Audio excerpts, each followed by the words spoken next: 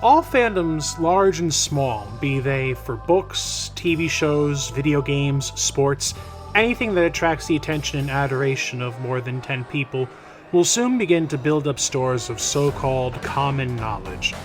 You know the type. Widely held opinions and beliefs on one aspect or another of a thing that have gone unchallenged for so long, have been so frequently repeated by the fans that they have calcified into a sort of fandom orthodoxy. Everyone knows Final Fantasy XIII is the worst one. Everyone knows the 2D Mario games are better. Everyone knows that Navi is the worst sidekick, that Tekken 4 is a bad game, or that the RTS is a dead genre, and so on and so forth. And Mortal Kombat, a series over 30 years old now, has a particularly pernicious example of this, so much so that you might have heard it even if you don't play the games. Everyone knows that the Mortal Kombat games released in the early 2000s suck. They're try-hard and cringy, the characters they introduced were all lame and they played terribly. It's definitely the worst game in the series. Well, I don't know that. I wasn't consulted.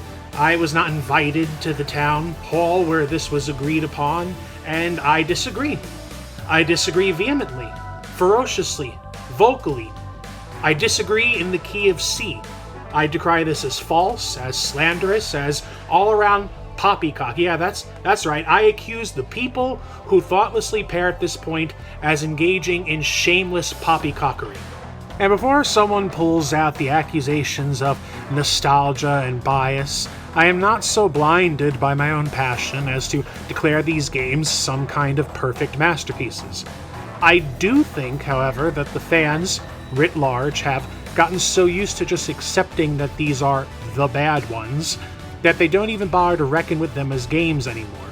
If they did, they'd find a solid combat system that still feels unique years later, an ambiance that the series, no matter how much it might try, was never quite able to reach again, and a fullness, a bountifulness of content and creativity that is still just as radiant today as it was in the halcyon years of the early 2000s. A spirit, a love for itself and for its fandom, coupled with a playful, camp energy that makes the games just plain enjoyable. And if you'll give me a little of your time, I'd like to give these games the glazing they deserve, while also making an argument, hopefully a cogent one, as for why these games have deserved way better regard than they've gotten in almost 20 years. Boy, I am just full of piss and vinegar today, and why wouldn't I be? After all, one of the 3 games I'm about to talk about is actually my absolute favorite game in the series. I'll give you a hint to which one. It's Deception. First, some ground rules. This video will be covering the fighting games only. As such, I must disqualify my beloved Shaolin monks from the discussion. I have a lot of affection for that game, for some of the same reasons as I do these 3 in fact, but it is mechanically and structurally such a different animal from the fighters that I couldn't comfortably or easily discuss it alongside them. It needs its own video, not its own section of a video. As for my own history with the series, I've been playing these games since I was a kid, with Mortal Kombat 2 on the SNES, and while I would say that I only became a truly huge fan of the series after this particular saga, I've played each one day one ever since, and have an unbroken chain of bad financial special editions going back to Deception, including a reservation for the big collector's version of Legacy Collection, which, as of the time of writing, doesn't even have a release date. That's right, I have no self-control. I am a consumer whore. But I will now be a consumer whore with Goro on my shelf, so life has a way of balancing out. It also goes without saying that while I will be fervently and exuberantly extolling the virtues of these video games, that does not somehow mean I am downplaying or insulting the other entries in the series earlier or later. Given the opportunity, there is most definitely a world where they all get their own time in the sun. I have a PS1 copy of Mortal Kombat Trilogy I played till it practically broke. I played so many hours of MK9 and MKX in college that I was hearing Raiden's voice in my sleep. MK1! The The point is, I love a lot of games in the series, but those games haven't been branded with the shape of an L on their forehead, and so I extended my defense to these installments specifically. Lastly, and this is a big point for the video as a whole, if you are here to see some master of combat give you the full scoop on every nook and cranny of the game's mechanics, competitive history, frame data, exploits, then I advise that you temper your expectations somewhat. I am a person who loves fighting games, not someone who is an expert in them, or even really all that good. If you want super detailed expert analysis, then I suggest hitting up Maximilian Dude or Ketchup and Mustard or any number of fighting game focused channels on this here site. I'm just here to hype up my favorite era of one of my favorite series. No more, no less. So, with that out of the way, let's get started with... We must stop this deadly alliance. He said the thing. So, let's get our footing. It's 2002, and the Mortal Kombat series is... well, it's certainly not dead, but it's definitely not in the strongest position. A series of releases running the qualitative gamut from, it's alright, to, I think my PS1 is threatening me, had done a pretty solid number on the series' reputation, and they were in big need of a win. And you know, right out the gate I take umbrage with people who say the PS2 games are the worst, because do you remember what Mortal Kombat was at the time, at least to the layman? We had just endured the 1-2-3 punch of mythologies. I am a dead man, but somehow you have retained your mortality, which would mean you are vulnerable to death. MK Gold. It's over, Jarek. Never! And Special Forces.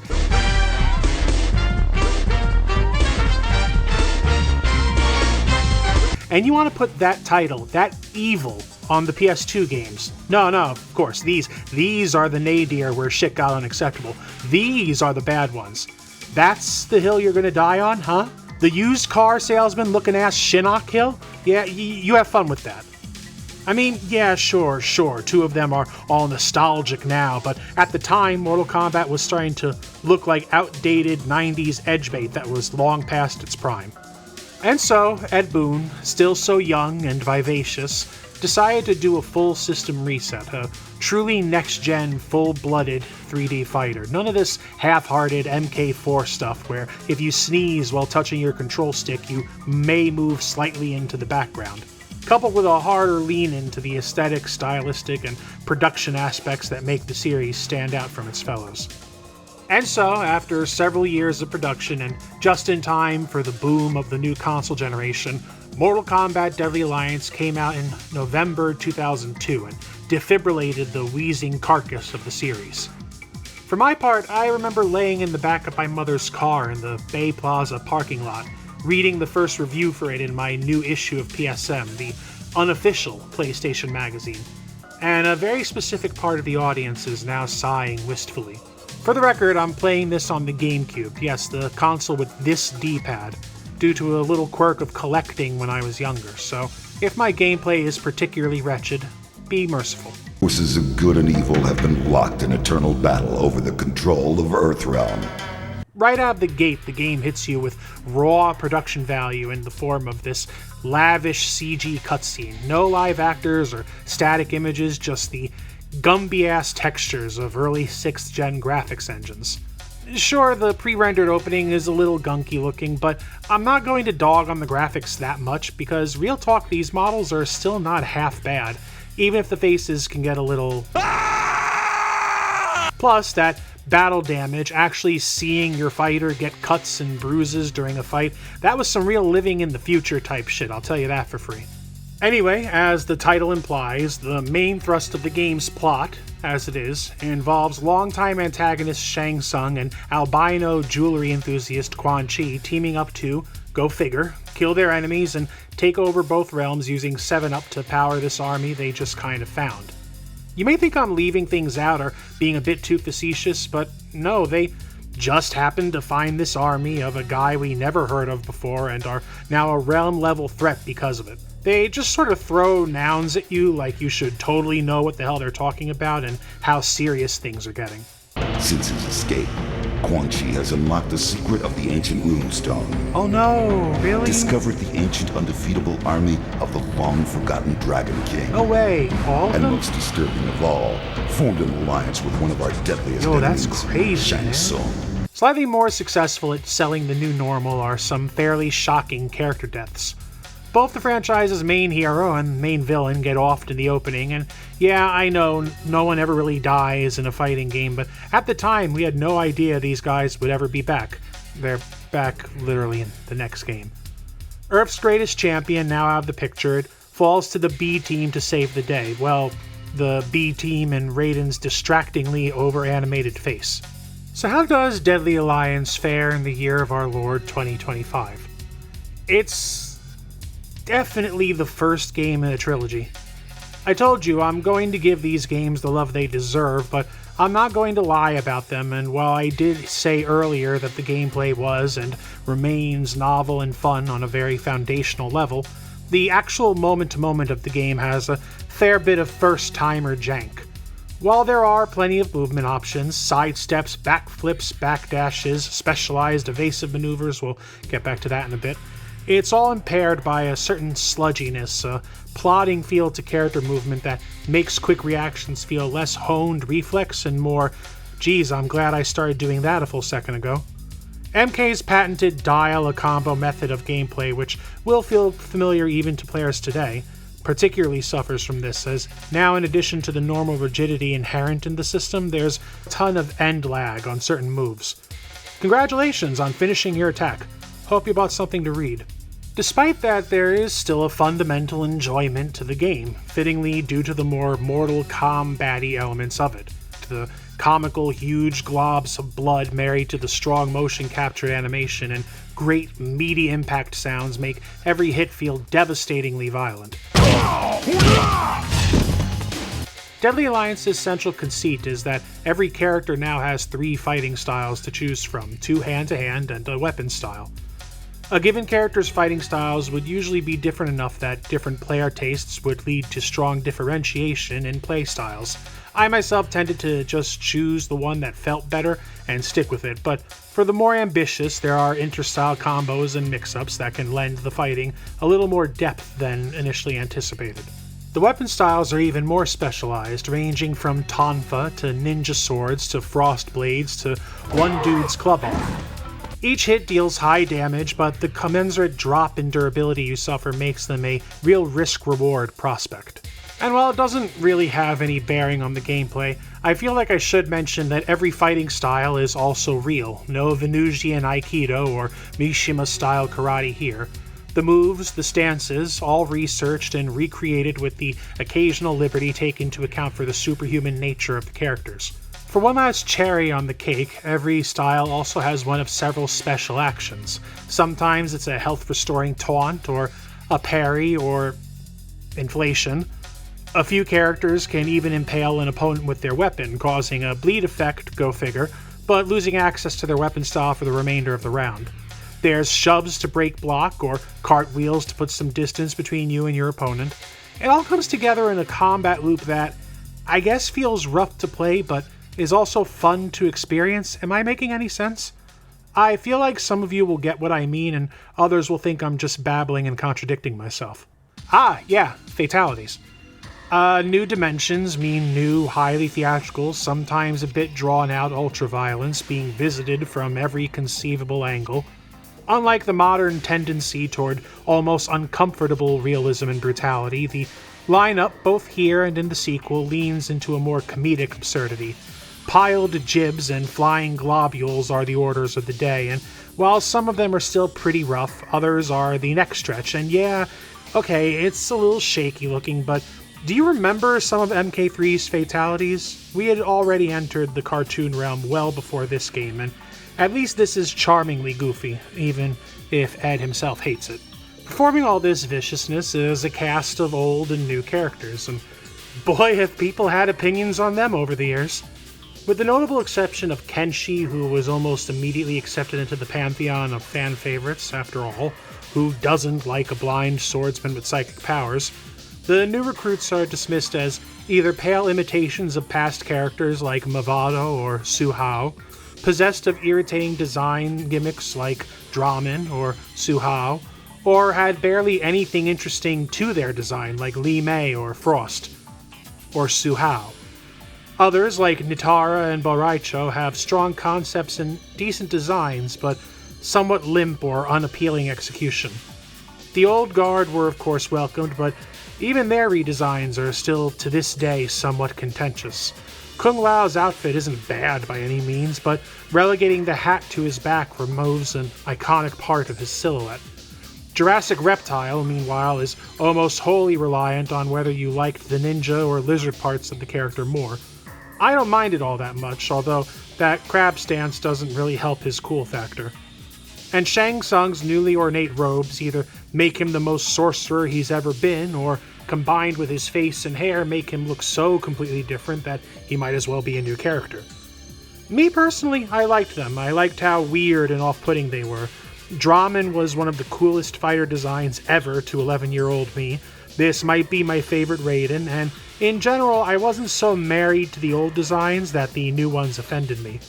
For what it's worth, better showings for most of the cast in the post-reboot and post-post-reboot games seems to have softened the general fan disdain somewhat, even if some still accuse them of being too early 2000s, like it's some kind of slur. Besides, you're going to have to get real comfortable with a lot of them if you're going to even make a dent in the game's unlockables. Deadly Alliance is absolutely packed to the gills with stuff to unlock, running the gamut from concept sketches to lore tidbits, character bios, and various bits of early series paraphernalia, even photos of some of the martial arts stances used in the games along with a short description of its origin. Every unlocked item comes with a short text blurb to contextualize it, and there's very literally hundreds of the damn things. I know that in this age of fan wikis and YouTube deep dives, being able to just charge headfirst into an ocean of behind-the-scenes material and bits of fan miscellany might not seem that special, but back then, with the internet young and most official stuff relegated to magazines or live events, having all this right there on the disc for you to see at your leisure was an absolutely mad amount of content, especially for a fighting game, which, with the exception of the Soul Caliburs, as a genre didn't tend to care all that much about single-player offerings beyond arcade modes, and the occasional bonus fighter. You unlock all this neat stuff in the most Mortal Kombat way possible, by using multicolored coins earned in the course of gameplay, be it arcade modes or conquest missions or the test your sight and might minigames, to open up coffins in the crypt, which might just be the most fun vector for delivering extra material that a game has ever had. This one is fairly standard compared to the ones that would follow, but it's still wonderfully dreary and atmospheric with creepy music and the odd stock scream or roar to keep things lively, while you browse the graves. Here you'll find not just the extra materials, but more characters, costumes, silly little videos like the ever-famous Cooking with Scorpion, backstories for items or lore tidbits. It's absolutely insane how much is on offer here. Of course, you don't know what you're going to get until you open the coffin, so there's the occasional bit of frustration if you're looking for something specific. You could just look that up on the internet nowadays. Modern solutions to old problems. The crypt is like a microcosm of the series' identity at this point. Kinda morbid, very silly, but confident and committed to the bit. The visual and oral angles followed much the same trajectory. Visually, it always felt like the games had never quite managed to hunker down and figure out what flavor it wanted to rock, vacillating between urban occult and kung fu gothic depending on the game or stage or even the character. With Deadly Alliance, and especially Deception and Armageddon after it, the series seems to settle pretty firmly into Eastern mysticism, with a dash of occult industrial in the later two games, and I sure hope I'm getting at least a little bit of my intent across with these descriptors. More immediately interesting is the music, which sometimes threatened to fade into the background in the first several games, with some notable exceptions here and there. Now the music has taken on a decidedly sharper and more ominous tone, crunchier sounding bass over traditional Asian instruments, all combined with an electronic sound that seems almost metallic, like club music to get tetanus to.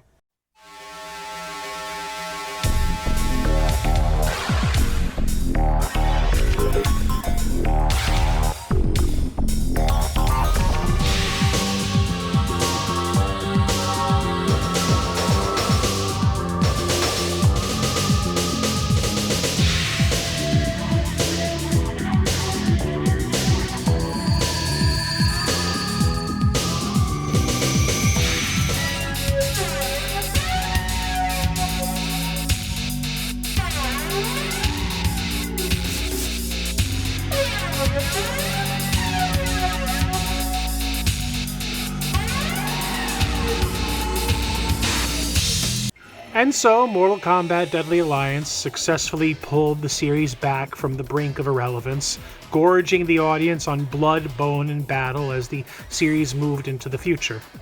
So how does one go about making a sequel to an already ambitious, already feature-rich, already fun and satisfying game?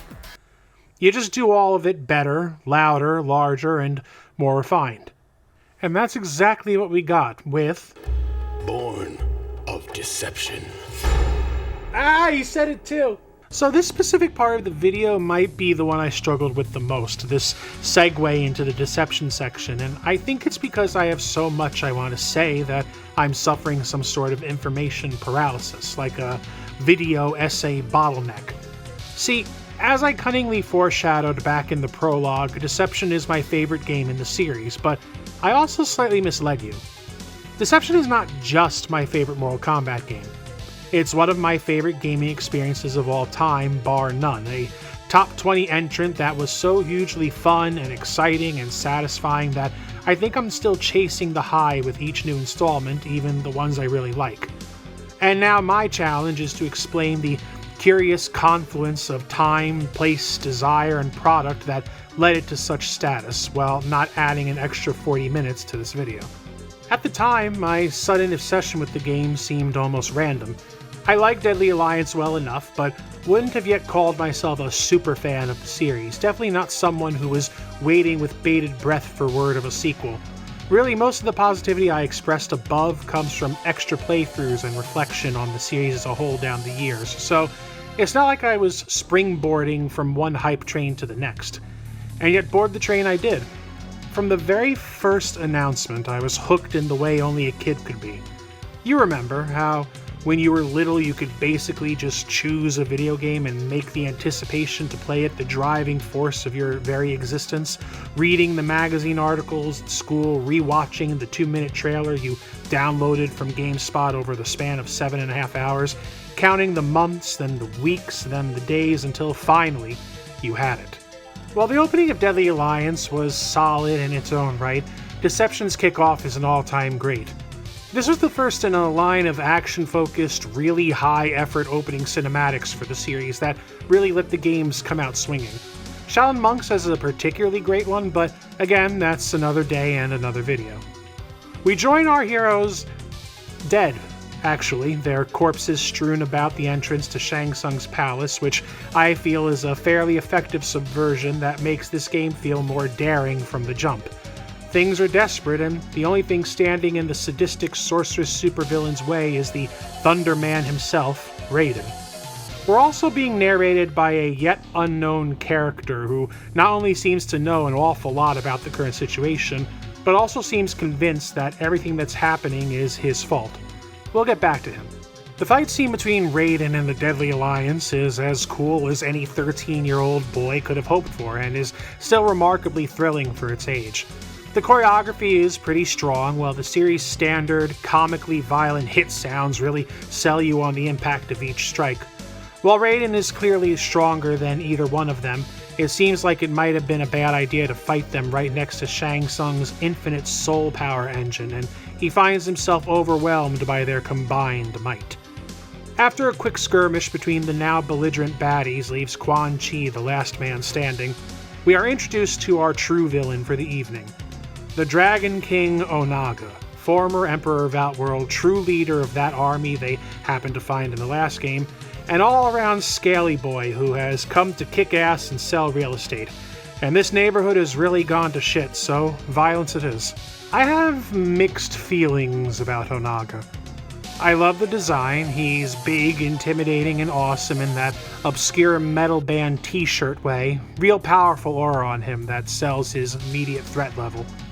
But I'm not too hot about how he's basically just retconned into the backstory of the setting, having apparently been Shao Kahn's old boss before Kahn betrayed and killed him, and totally being a guy that everyone has always known about and feared, even Powder over here judging by his reaction.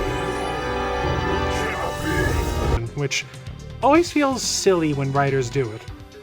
Plus, while it's nice to see a large, monstrous villain in a Mortal Kombat game again, he also brings with him all the nonsense and frustration endemic to such bosses, so I guess be careful what you wish for.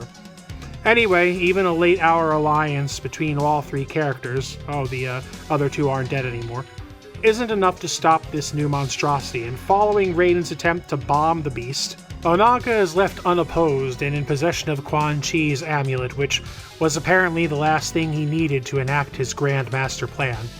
Our narrator finally at least partially spills the beans. According to him, it's his fault Onaga is even here in the first place, not to mention the reason he's gotten this far in his machinations. And so it is the duty of this new hero, Shujinko, to fix his mistake and put down the Clizzard King for good. Yes, Shujinko, as in the literal Japanese word for protagonist. I didn't say everything about the game was great. Luckily, you want to know one of the things about Deception that is great? The actual combat. Matches benefit from drastically improved responsiveness and overall snappier controls, plus the return of the universal uppercut giving every character a built-in counter option for whiffed attacks. Deception was also notably the first appearance of the Breaker, a limited resource combo interrupter that is still in the series to this day. Never really used it myself, I tend to be particularly reckless in these games. So while the core of combat is still mostly the same, the changes to how you engage with them liven up proceedings considerably. The fighters themselves, meanwhile, are also a livelier bunch, figuratively speaking. The decision to bring back characters who haven't been seen since MK3 like Nightwolf, Melina, and Sindel manages to be nostalgic while not feeling trite or overly pandery. Characters like Ermac and Baraka equip themselves particularly well to the new system, establishing thematic identities that will stay with them through the rest of the franchise, and while somewhat less successful, the Noob Smoke duo are a novel idea for sub-bosses. On the more recent end, most of Deadly Alliance's additions were tossed, with only Boraicho, Kenshi, and Li Mei making the cut, and of them I swear the game doesn't even remember Li Mei is here, let alone the fans. Also, I'd be remiss to not mention Sub-Zero's iconic Shredder outfit, which was all over the promotional material in the special edition and sits dead in the middle of being utterly ridiculous and insanely cool. Get it? It's cool. Because ice. It's an ice pun. See, it's an ice. And then there's the new kids. While still somewhat maligned in the fandom, Deception's lineup of fresh bodies make for a much stronger showing than the previous, at least in my opinion. Havoc is probably the big breakout of the lot, his concept as an unhinged cleric of chaos effectively communicated by his equally volatile and violent moveset, both for himself and the opponent. And no, we're not going to get into the whole, but how can chaos have clerics thing? I don't have the strength or the time. Others, like Ashra and Darius, have remained fairly popular, enough to still have a noted presence in the series, while Dairu, Cobra, and Kira are at least memorable even if it's just for their movesets or designs, or lack thereof in Cobra's case. Hey kids, ever wanted to play as an edgy Tiger Schulman's instructor? Oh, and how could I forget Hotaru? He's here, so you can relax. There seems to have been a concentrated effort to bring both pre-existing and new characters from other parts of the setting, namely the other realms like Order Realm, the Nether Realm, and Edenia, making the universe as a whole feel larger. They're a charismatic bunch, and even something as simple as their stand-up animations between rounds adds that little extra bit of crunch to them. Scorpion yanks himself up by his rope, Smoke sorta floats himself right side up, Nightwolf pops himself back up using his magic. Oh, Baraka boosts himself with his blades, and therefore starts the next round in his weapon stance regardless of which style you were using before, since they're already out, which is just such a rad little detail. The stages have just as much going for them. An island that shifts between light and dark, a massive tower constantly battered by lightning and rain, some sort of bug tomb, a platform over a spider web of deadly lasers, the hull of a ship surrounded by hanging corpses. You'll go from fantastical mountain to dirty, blood-soaked foundry in a blink. They even decided to bring back a few old favorites like the Deadpools and the Living Forest, remastered and rendered in beautifully grimy modern detail, with most having multiple floors, usable weapons, insta-kills, or hell, all three. I find the insta-kill traps to be a particularly inspired addition, covering a wonderful lineup of horrible deaths from burning, crushing, impalement, melting, dicing, comedically long falls, iron presses being grinded. Grund? While the original series have the occasional environmental option to close out a match, usually involving knocking the loser off of something, the death traps provide not only a wonderful tension to proceedings, threatening to cut off even a favorable matchup prematurely, but also allow even players who are maybe not the greatest at inputs for fatalities to end matches in spectacular fashion. Like me. I'm players. Speaking of which, fatalities are back in peak form. Any awkwardness from Deadly Alliance at trying to conquer how they would operate in 3D is a distant memory. The kills are creative, bloody, and have fantastic camera work while maintaining the edge of ludicrous brutality that was present in the previous game. Dudes get pulverized, untorsoed, slammed until collapse, deconstructed, beheaded, partitioned, Picassoed, munched, stretched, you name it, it probably happens here. The game also included harakiris, a way to end the match on your own terms and deny your opponent the satisfaction of finishing you. They're comically sudden and brutal, some of them are even as clever as the fatalities, and while I never used them myself, I'm glad they're here. Yet even with all that improvement, we still haven't hit the big reasons this game sticks with the fans. See, the big sell for the game was not just the combat, but the absolute suite of extra modes, unlockables, and features the game came with. We got not one, not two, but 3 full-fledged additional game modes. We have Puzzle Combat, a pretty brazen Super Puzzle Fighter ripoff that nonetheless still has simple, addictive gameplay combined with adorable little chibi combatants beating the ever-loving hell out of each other in the middle, and, of course, every match ends with horrible mutilation. Then there's Chess Combat, which is just battle chess from the old days, meaning that it's normal chess where you choose a character for each role, and when one piece comes across the other, a match happens with health values depending on what piece they're designated as. There's also a deployable set of once-per-game special effects you can use to turn the field to your advantage, and the slight whiff, the light sprinkling of strategy manages to give a swing, a sort of heat to proceedings that can justify the longer time commitment. Checkmate. Player 1 takes the leader. And the beloved crypt is back in fine form, slightly smaller but still swaddled in immaculate vibes, with the added bonus of characters past and present dodging in and out of the gravestones. Cute touch. But I know what you want. You want to hear about the big one. The mode that everyone who played this game remembers. You want to hear about Conquest Mode. Now, this was actually in Deadly Alliance. It was basically a training mode with a framing device where you were a traveler hearing stories about each fighter. You would then play as them in the stories to learn their moves. It was inoffensive, some of the lore tidbits were fun, and you got to earn coins for unlockables, so that was nice. Here though, this is basically a huge-scale story mode with an open world that lets you meet and interact with both playable and non-playable characters, see the backstory of the setting long before the first game, learn the events leading up to this game, and find coins and unlockables as you traverse the realms on a quest to find a set of godly artifacts as Shujinko. Told you he'd be back.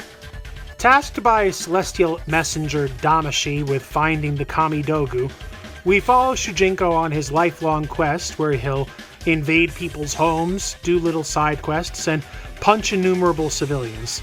The training element is still very much present. Damashi granted Shujinko the ability to copy the powers and techniques of other fighters, thus justifying skirmishes where you learn the movesets of each playable character. Now look, growing up is realizing that this mode, for all the wonder I and others associate with it, is not the best thing ever. It's basically an eternal procession of fetch quests and traveling from point A to point B with the occasional break to learn how to play as another character. Nostalgia is definitely in play, but man, there's still something special here. I've talked a lot about how this generation really felt like it had a lot of love and passion put into it, and this mode is the apex of that. It's in the innumerable references, gags, and characters you find along your way. It's seeing famous locations or happening upon some rare event because you happen to be in the right place at the right time. I still see new shit all these years later when I watch people stream this. It's finding impossible challenges, or following leads, or random bits of dialogue to hidden treasure. You don't put this much effort into a mode if it's just going to be a glorified tutorial. It's a love letter by the developers to the universe they created and the fans who enjoy it. I spent weeks exploring every nook and cranny of it, and if I had infinite free time now, I'd probably do it again just for the memories. Man, this was cool. I hate resorting to this cliche, but you really had to be there. Fighting games didn't do this stuff. They didn't put such a focus on their mythology or their lore or the urban legends that surrounded the series, or if they did, they at least didn't make a full, grand-scale extra mode about it. Is it fun to play? In starts and stops.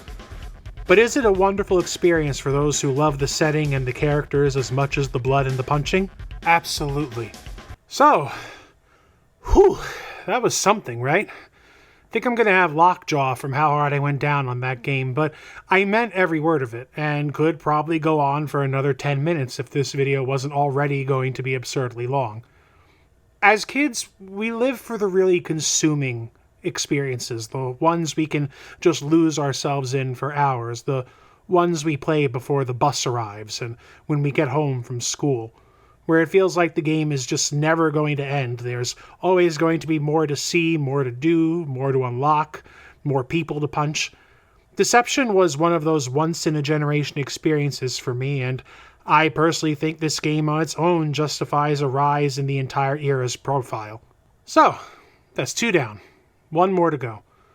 And with the upward trajectory of the game's quality, surely the next one will be the glorious capstone to the whole affair, the platonic ideal of the Mortal Kombat game, varnished with the same energy, attention to detail, and gameplay variety that made Deception such an engrossing experience. Right? It has come to this final battle. Armageddon has begun. I think they're doing this on purpose.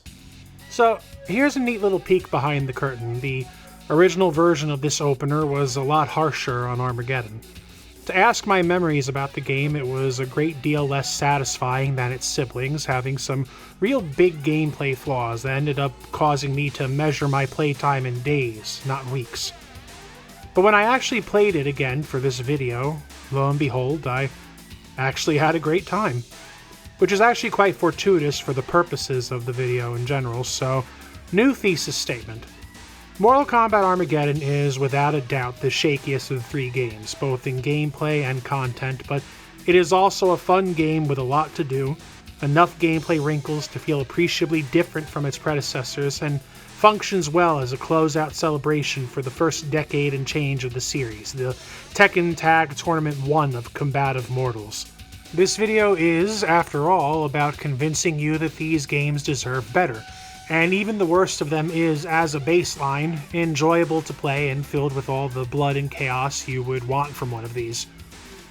But it loses out a bit on some of the polish and charm of its older siblings, and while some of that is definitely budget, time, and general production woe related, there's this inescapable feeling of running on fumes that brings to mind a structure groaning under its own weight as opposed to the ballroom blitz that was intended. Still, from what you'd hear people say, you'd expect an unmitigated disaster, and I assure you, it's better than you think.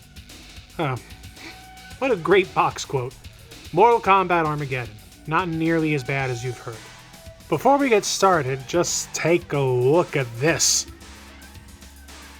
The hype, man. Even the echo of it makes me shake. Picture it, you're a huge Mortal Kombat fan, a relatively recent convert thanks to the previous game. You now know the characters, backstories, terminology. You're a full-blown fanatic waiting to see what they could possibly do to top the next game. You get your issue of Game Informer, and this is on the front cover. Holy Jesus, look at all of them. Is that Shinnok? Rain? Shiva? Mocap? Oh my god, Kintaro? Every character that had ever thrown a punch in the series, the good, the bad, the forgotten, all of them here. Rocking new designs, and holy Red Scare Batman, is that Blaze? The secret unlockable character from Deadly Alliance, he's been juicing. And who the hell is this guy? He looks fun. I remember that I was supposed to go to the barber's when this arrived, and my dad had to basically force me out of the house because all I wanted was to stare at the first round of screenshots and this Sistine Chapel of a cast photo until my eyes fell out. I have never resented a haircut more. And so, the months passed, much the same as they had for Deception. I fawned over every new video interview, screenshot. I even joined the official MK forums. Somewhere in the bowels of the internet is a big itemized list I posted of the things I liked, was doubtful about, and hoped for in the new game. Took me 2 hours to type. Got like 2 responses. And October 2006, I got my collector's copy after school, bought it home, and let the good times roll. The openings have so far been moving from strength to strength, and big shock, this one is no different. First we had mostly lore and a little action, then we had lore set against an awesome 2-on-1 fight, and now, finally, while we do get requisite scene setting and narration, we've got grand-scale, man-slapping, skeleton-shattering, woman-spearing action. And air combat! Classic rivalries like Scorpion and Sub-Zero, Raiden and Shinnok, Jax and Quan Chi, Kung Lao and Baraka. Well, whatever. At least it all looks cool. Air combat! Unfortunately, the bloodletting revelry is interrupted by a giant pyramid while an ominous voiceover explains what's happening. Turns out that there's just too many mighty mongers of violence, violating some sort of cosmic rule and endangering the stability of the realms. Like how if you get too many crypto bros in an elevator, a portal to Gehenna opens. To fix this, the gods set up the prophecy of Armageddon, where a font of cosmic might would open somewhere and all those high-powered mutants would beat each other down until the last one standing claimed absolute power.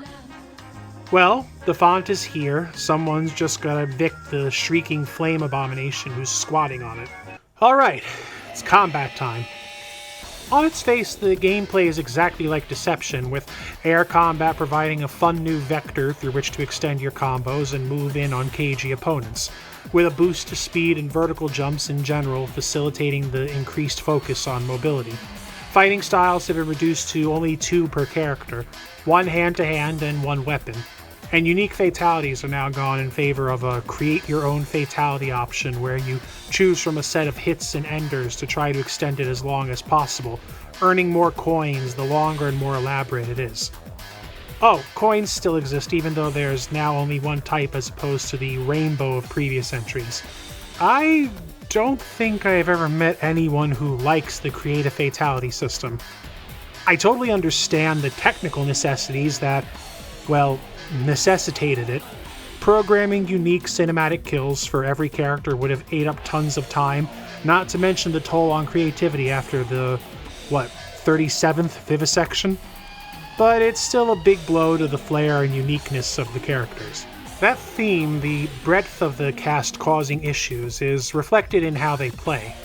A large amount of the fighting styles for the newcomers, new returners, are taken from the pool of removed styles stripped from the characters from the first 2 games, making them feel, in extreme cases, like just sort of off versions of someone you played in Deadly Alliance or Deception.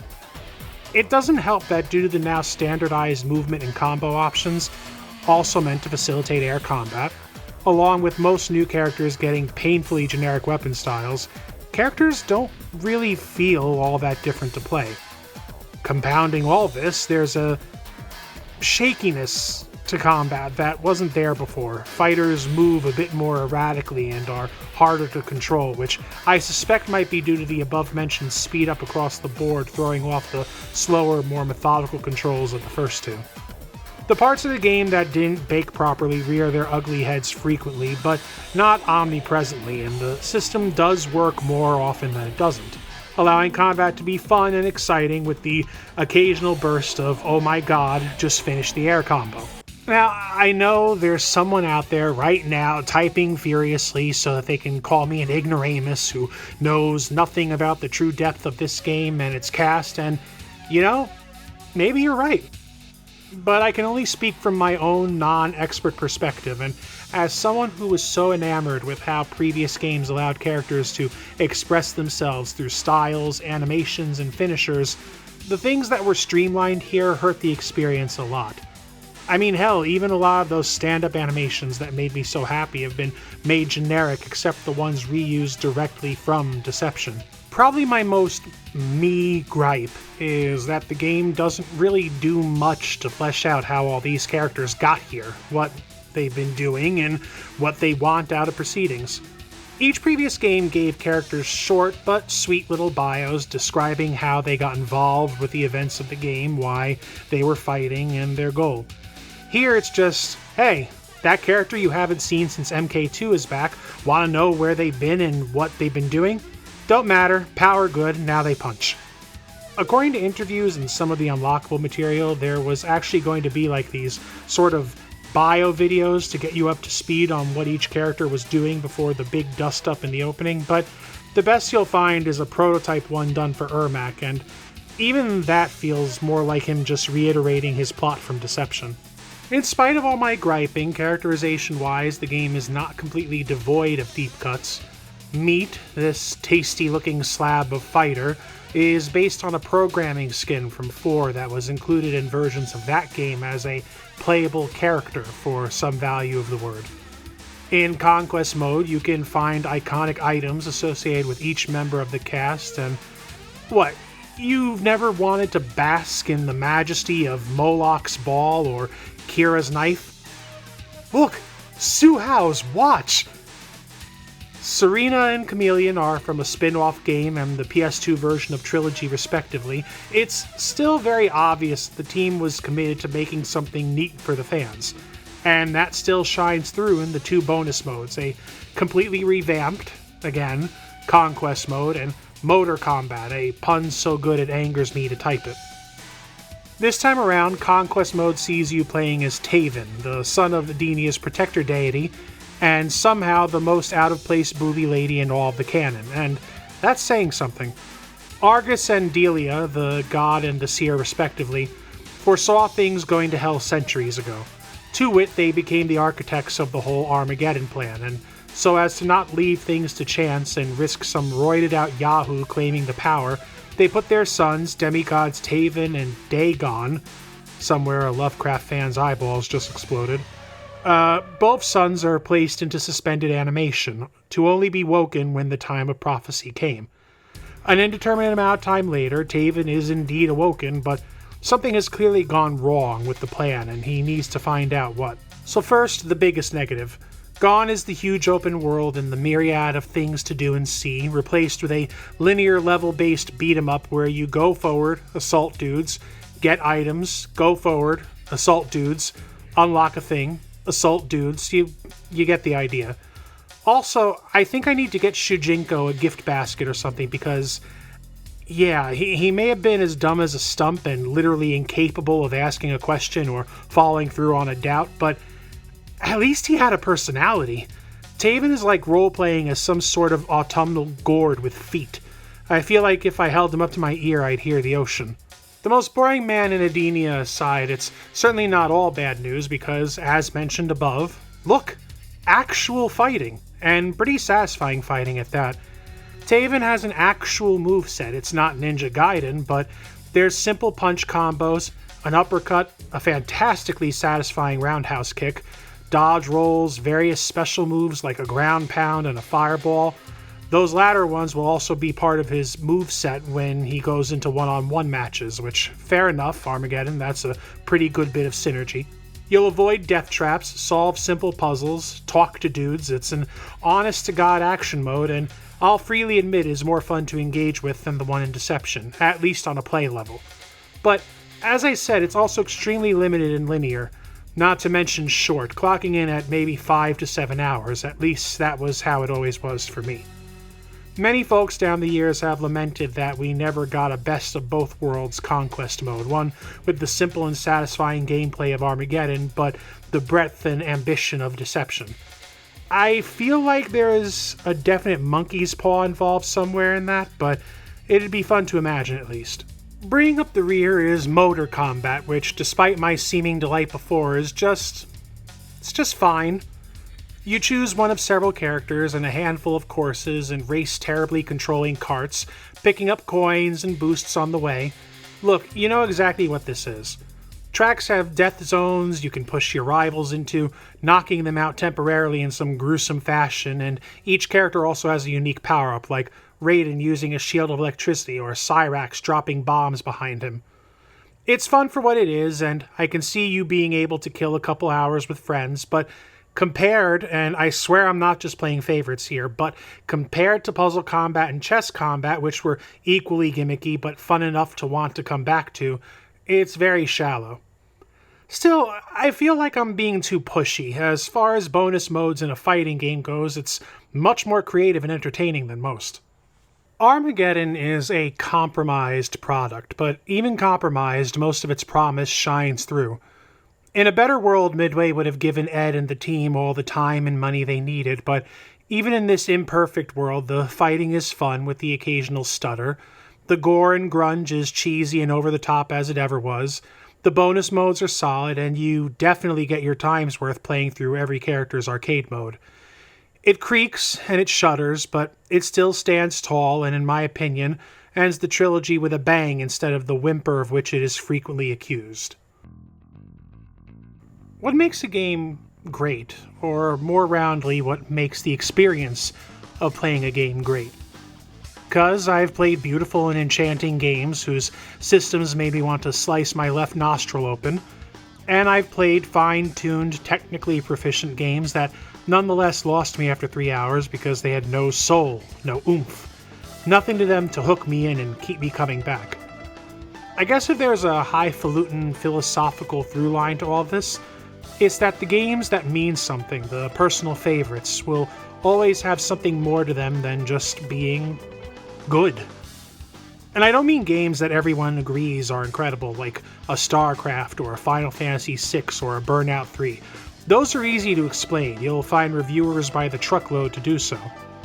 It's the ones that only you can explain, or at least try to. The games that become personal causes, the ones that stick with you, that hit at a certain time and place in your life and become part of the fabric of your passions. The ones that achieve status akin to those masterpieces despite any flaws or misgivings because they fulfilled an expectation you didn't know you had, or maybe they are attached to something, a room, a person, a school year, a particularly cold winter, or a long-ended friendship. Those are the games you'll recommend to friends that you'll take off the shelf 10 years, 20 years after release and make an overly long and wordy YouTube video about. Games that you'll play with your kids, although considering we are talking about Mortal Kombat, maybe take a rain check on that last one. Mortal Kombat's 3D era is a big old mess. Its combat, even at its peak, is stiff and unwieldy, clunky and irritating at its worst. It's chock full of shaky and contradictory lore, it's positively slathered in the crust of ages. It hit us with some of the most ineffective characters and character designs the franchise ever did see. Hell, it made such a mess of things that in the end they had to reboot the whole damn series. But they were also fun and funny. They were full of vigor, jam-packed with things to do and see, daring and creative and endearingly unpretentious or precious about what did or did not feel Mortal Kombat-y enough. Made by a team who obviously loved the universe they had created and the characters that they had filled it with. Trite as it might be to say, this Mortal Kombat, with all its pockmarks and eccentricities, would never be made today. It would be too risky, too odd, too off-putting to do the business the series needs to. And that, plus my own at the time budding understanding of what made certain games special, has allowed these three games their own shelf in the old mind palace of gaming. If you haven't played them, or haven't played them for a while, then I encourage you to go back and give them a try. Maybe you'll like them, both as games and as a snapshot of a time in gaming when games felt different, more personal and more freewheeling. Or maybe you'll get only one of those things out of it, or maybe neither. Maybe you'll hate it and come back here to tell me that I'm delusional or blinded by childhood bias. I don't know, but I do know that common knowledge is overrated, popular opinions can become cages, and you certainly shouldn't let what everyone else knows about a game prevent you from sitting down with it, because that's how favorites are born. This week on Cooking with Scorpion, learn about chopping, tenderizing, chopping, cake decorating, and chopping.